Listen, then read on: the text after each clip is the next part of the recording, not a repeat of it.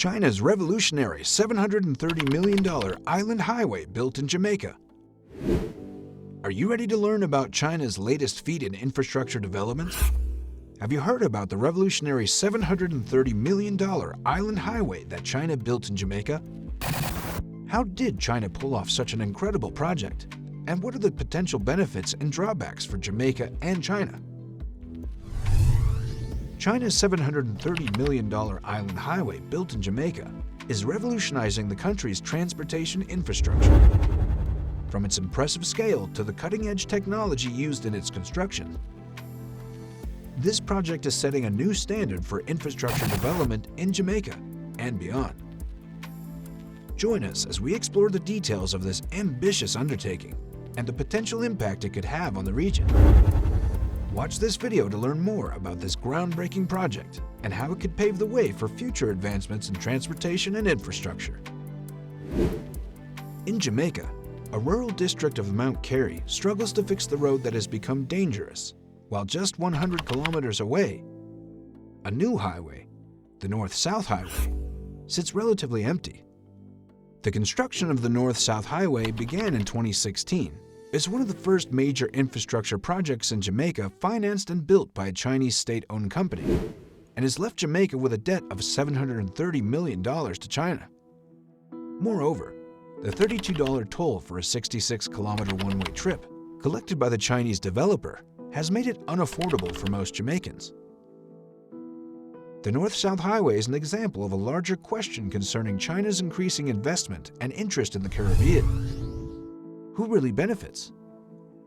Experts suggest that China is investing in the region to extract mineral resources, develop strategic ports and shipping lanes, and provide opportunities for Chinese labor. The Jamaican government recently announced the groundbreaking for a children's hospital in Montego Bay, the first hospital to be built in the country in decades. The contractor and many of the workers are imported from China, as are most workers in Chinese field projects. Such imports have provoked criticism from members of the local construction industry who accuse the Jamaican government of selling out their industry to the Chinese.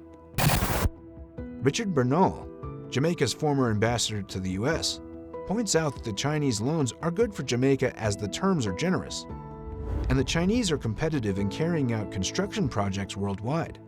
And thirdly, there are fewer conditions than Western aid. China's interest in the Caribbean extends beyond loans and labor. Seeking out natural resources is also a key aspect of China's Belt and Road Initiative.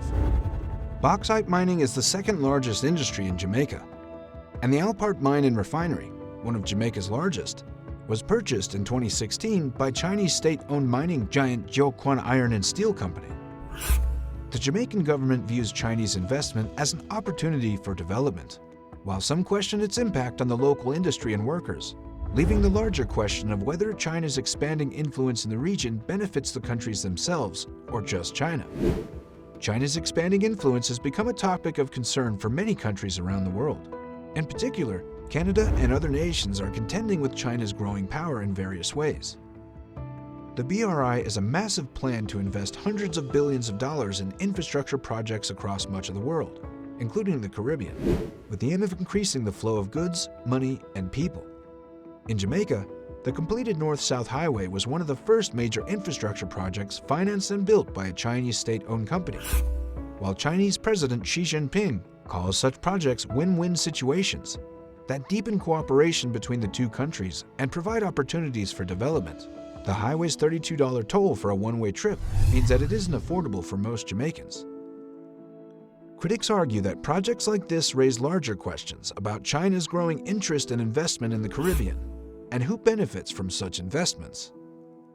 Experts say that China's investments in the region are aimed at extracting mineral resources, developing strategic ports and shipping lanes, and providing opportunities for Chinese labor.